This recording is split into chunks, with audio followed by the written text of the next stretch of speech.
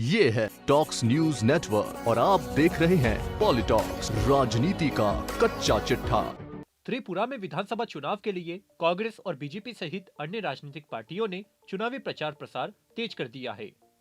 इसी कड़ी में शुक्रवार को बीजेपी के राष्ट्रीय अध्यक्ष जेपी नड्डा त्रिपुरा पहुंचे।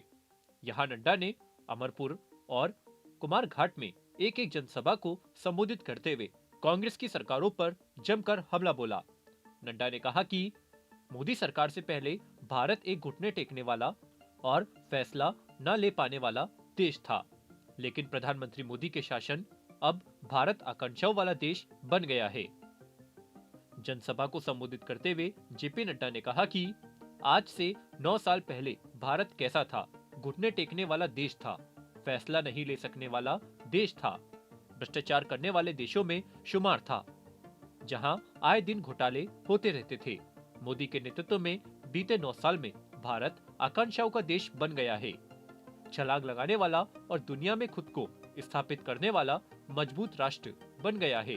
नड्डा ने साफ किया कि गुजरात मॉडल की तरह ही यहाँ भी बीजेपी मोदी के चेहरे पर ही चुनावी मैदान में उतर रही है। त्रिपुरा की माणिक साह सरकार को नड्डा ने डबल इंजन सरकार कहकर संबोधित किया। पार्टी अध्यक्ष ने कहा कि इस डबल इंजन की सरकार ने राज्य की तस्वीर बदल दी है। पिछले 5 सालों में त्रिपुरा में खूब विकास हुआ है। 5 साल पहले त्रिपुरा दंगों, बंद और अशांति के लिए जाना जाता था, लेकिन आज त्रिपुरा में विकास, कनेक्टिविटी, इंफ्रास्ट्रक्चर और शांति दिखती है। उन्होंने कहा कि अराजकता, कुशासन व पिछड़ेपन से मुक्त होकर प्रदेश अब बीजेपी के जनसेवा के संकल्प के साथ प्रगति और समृद्धि के पथ पर तेजी से आगे बढ़ रहा है। आपको बता दें, 60 सदस्यों वाली त्रिपुरा विधानसभा में 16 फरवरी को मतदान होना है।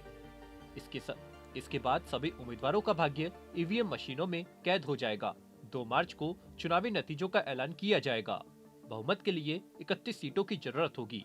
पिछले विधानसभा चुनावों में बीजेपी ने 35 सीटें हासिल करते हुए राज्य में लेफ्ट के 25 साल के पुराने गढ़ को ध्वस्त कर दिया था। विप्लव देव त्रिपुरा के मुख्यमंत्री बने, लेकिन गुजरात मॉडल की तरह मई 2022 में माणिक साह को मुख्यमंत्री बना दिया गया। इस चुनाव में कांग्रेस ने बीजेपी के रथ को रोकने के लिए माकपा से हाथ मिलाया है।